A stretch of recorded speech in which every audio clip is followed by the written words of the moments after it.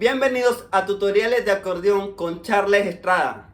En este día vamos a ejecutar un tema clásico de los hermanos Zuleta llamado Mi Hermano y Yo. Esta canción fue grabada en mi bemol, en la hilera del medio.